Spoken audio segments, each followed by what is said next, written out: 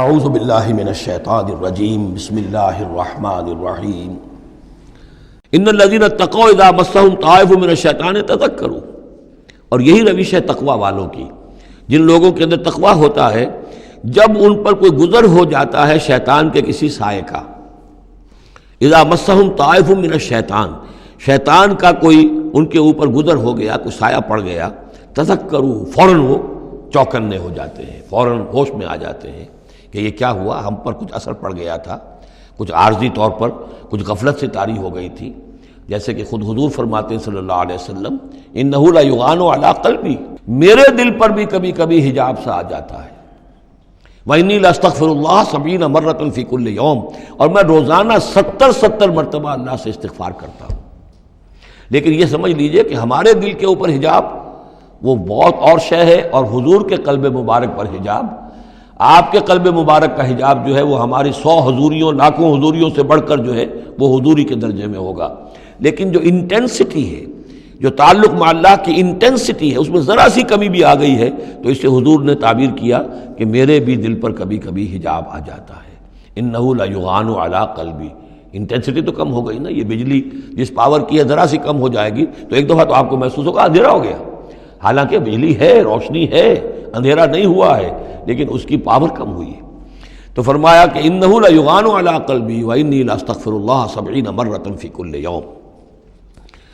ان الذین اتقوا اذا مسهم طائف من الشیطان تذکروا، تو فوراً وہ چوکنے ہو جاتے ہیں، یاد کرتے ہیں، فاذا هم مبصرون، اور ان کی آنکھیں کھل جاتی ہیں، انہیں حقائق نظر آنے لگتے ہیں، وقتی سا جو سایہ پڑ گیا تھا اس سے وہ فوراً نکل آتے ہیں۔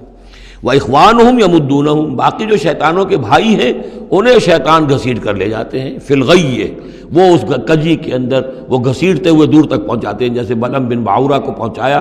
کہ اسے آخری حد تک پہنچا کر دم لیا۔ تو شیطانوں کا جو ولی ہوگا پھر شیطان کا تو اس کے اوپر زور چلے گا، لیکن جو اللہ کے بندے ہیں ان پر تو شیطان کا اختیار ہے ہی نہیں۔ وہ تو یہ کہ جیسے ہی ذرا سا ان کے اوپر کوئی اثر پڑا بھی، کوئی سایہ سا آیا بھی تو فوراً چونک گئے اور اللہ کی طرف متوجہ ہو گئے۔ ثم لا یقصرون، پھر وہ کمی نہیں کرتے، اسے آخری منزل جو ہے گمراہی کی وہاں تک پہنچا کر رہتے ہیں۔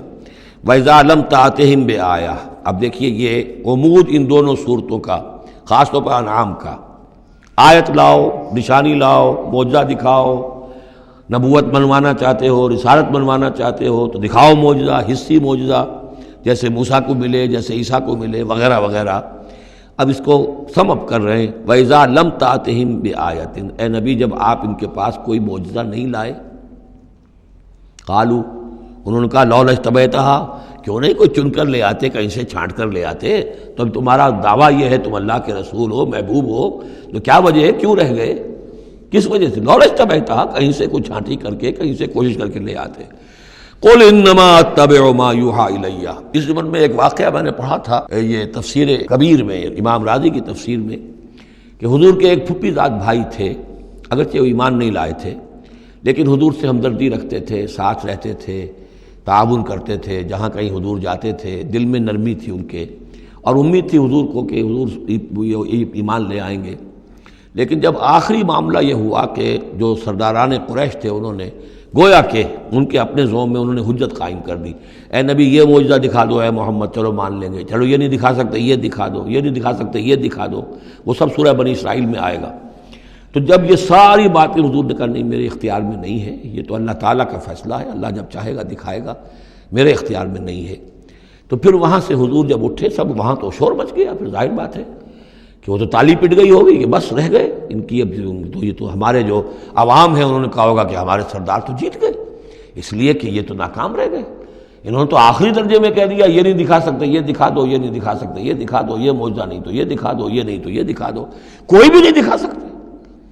تو اس کے بعد جب حضور کے ساتھ وہاں سے حضور دل گرفتہ ہو کر اٹھے اور آئے تو ساتھ وہ پھوپھی زاد بھائی بھی تھا، اس نے کہا کہ محمد آج تو آپ کی قوم نے آپ پر حجت قائم کر دی ہے، اب میں آپ کا ساتھ نہیں دے سکتا۔ یعنی یہ ہے کہ جو اثر پڑتا تھا لوگوں کے اوپر کہ اب تو حجت آپ پر قائم ہے، تو جس کو میں نے کہا تھا سورہ انعام کا وہ مقام کہ ان کان کبر علیک اعراضهم فان استطعت فتبتغی نفقا فی الارض او سلما فی السماء فتاتیہم بآیہ، اے نبی اگر آپ پر بہت بھاری گزر رہا ہے، شاق گزر رہا ہے ان کا اعراض، تو اگر آپ میں طاقت ہے تو کہیں زمین میں سرنگ لگا لیجئے، کہیں آسمان پر سیڑھی لگا لیجئے، اور کہیں سے جہاں سے آپ لا سکتے ہو لے آئیے، ہم نہیں دکھائیں گے۔ تو واقعہ یہ ہے کہ انسان اس کو اپنے اوپر طاری کرے، اس صورتحال میں ویژولائز کرے اپنے آپ کو، تو کس قدر ضیق میں اس وقت محمد الرسول اللہ صلی اللہ علیہ وسلم کی شخصیت آ چکی تھی۔ وَإِذَا لَمْ تَأْتِهِمْ بِآيَةٍ، اور جب آپ نہیں لائے ان کے پاس کوئی نشانی، قَالُوا لَوْ لَاجْتَبَعْتَهَا، کیوں نہیں لے آئے کہیں سے؟ قُلْ إِنَّمَا أَتَّبِعُ مَا يُوحَىٰ إِلَيَّ، کہہ دیجئے میری حیثیت تو صرف یہ ہے کہ میں پیروی کر رہا ہوں اس کی کہ جو میری طرف وحی کی جا رہی ہے۔ اس سے بڑا میں نے دعویٰ نہیں کیا، نہ خدائی کا، نہ کوئی علم غیب کا دعویٰ کیا، نہ میں نے یہ کہا کہ اللہ کے خزانے میرے دستے تصرف میں ہیں، میں نے کوئی دعویٰ نہیں کیا۔ ھذا بصائر من ربکم، اور یہ تمہارے رب کی طرف سے بصیرت افروز باتیں ہیں جو میں تمہارے سامنے پیش کر رہا ہوں،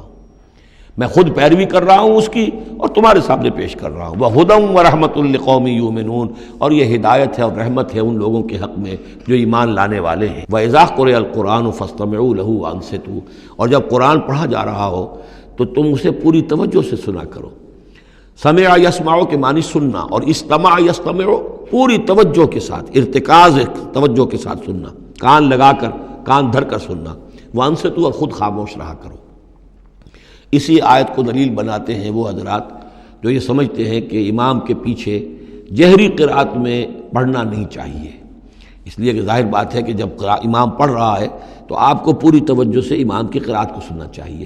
خود پڑھنے کی طرف توجہ کریں گے تو پھر اس کے سننے کی طرف توجہ جو ہے وہ نہیں رہے گی۔ اور یہاں خاص حکم بھی ہے انصتوا، خود خاموش رہو،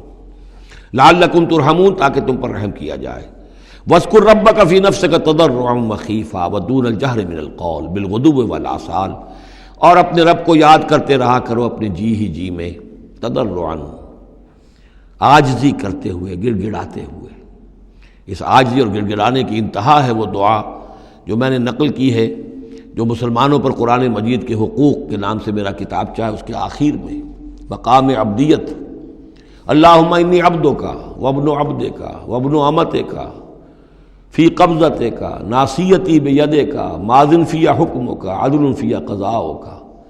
اے اللہ میں تیرا بندہ ہوں، غلام ہوں، میرا باپ بھی تیرا بندہ اور غلام تھا، میری ماں تیری ادنا کنیز تھی، میں تیرے قبضۂ قدرت میں ہوں،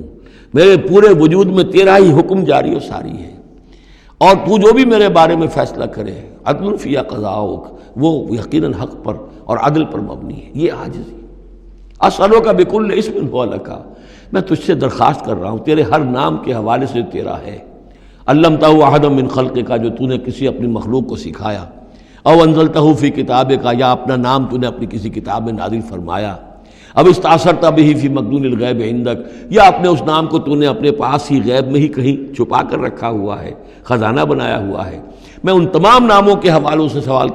کے حوالے سے واسطے سے تم آپ سے درخواست کرتا ہوں ان تجعل القرآن ربیع قلبی و نور صدری و جلاء حزنی و ذہاب ہمی و غمی، قرآن کو میرے سینے کا نور بنا دے، میرے دل کا سرور بنا دے، میرے تفکرات کا ازالے کا ذریعہ بنا دے، میرے غموں کا اور تفکرات اور جو بھی پریشانیاں ہیں ان کے ازالے کا ذریعہ بنا دے۔ یہ ہے دعا محمد رسول اللہ کی۔ اب خاص طور پر چونکہ آیت پہلے آ گئی تھی وَإِذَا قُرِئَ الْقُرْآنُ فَاسْتَمِعُوا لَهُ وَأَنصِتُوا، تو اسی کے حوالے سے یہ دعا جو ہے یہ خاص طور پر جو ہے مسلمانوں پر قرآن مجید کے حقوق اور کیا عظمت قرآن کی ہے کہ اللہ تعالیٰ سے جو سوال کر رہے ہیں حضور کہ قرآن کو التجعل القرآن ربیع قلبی و نور صدری، میرے سینے کا نور، میرے دل کی بہار بنا دے۔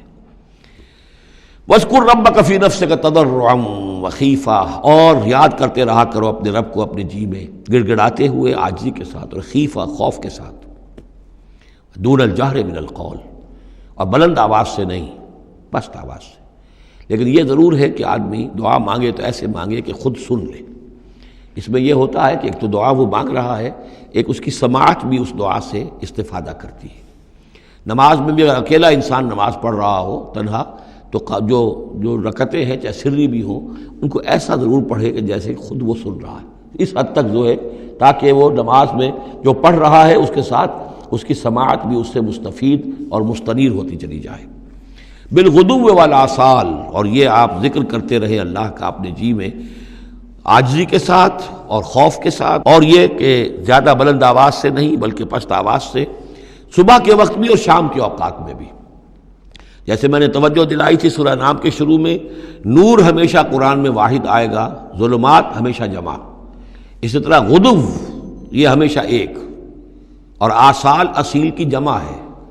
یعنی شام کے اوقات، اور اس میں اشارہ ہے کہ صبح کی نماز ایک ہی ہے جو اللہ تعالیٰ نے فرض رکھی ہے۔ اور جیسے ہی لدلوک الشمس الی غسق اللیل، سورج ذرا ڈھلنا شروع ہوتا ہے، مغرب کی طرف ذرا اترنا شروع ہوتا ہے، وہاں سے لے کے پے بپے نمازیں ہیں، ظہر ہے، عصر ہے، مغرب ہے، عشاء ہے، تو یہ جو ہے یہ آصال جمع کا صیغہ ہے۔ بالغدو والآصال، غدو والآصال، ولا تکن من الغافلین، اور غافلوں میں سے نہ ہو جائیے۔ ان الذین عند ربک، یقیناً وہ بزرگ ہستیاں، وہ ملائکہ مقربین، وہ ملائے اعلیٰ جو اپنے رب کے پاس ہیں، مقربین ہیں، قریب ترین ہیں، وہ جس کے بارے میں امیر خسرو نے کہا ہے کہ خدا خود میر محفل بود اندر لامکاں خسرو، محمد شمع محفل بود شب جائے کہ من بودم۔ ایک لامکاں کی محفل وہ بھی ہے جہاں کا میر مجلس اللہ ہے، اور جہاں فرشتے ہیں، ملائکہ مقربین ہیں، اور محمد رسول اللہ روح محمدی وہاں گویا کہ چراغ اور شمع کی حیثیت سے ہے۔ تو ان الذین عند ربک لا یستکبرون عن عبادتہ، وہ جو اس کے قریب ترین ہیں وہ بھی اس کی عبادت سے استکبار نہیں کرتے، استکبار کی بنیاد پر عبادت سے دستکش نہیں ہوتے۔ وَيُسَبِّحُونَهُ، اور اس کی تسبیح کرتے رہتے ہیں، وہ لَهُ يَسْجُدُونَ، اور اس کے لیے سجدے کرتے رہتے ہیں۔ صدق اللہ العظیم۔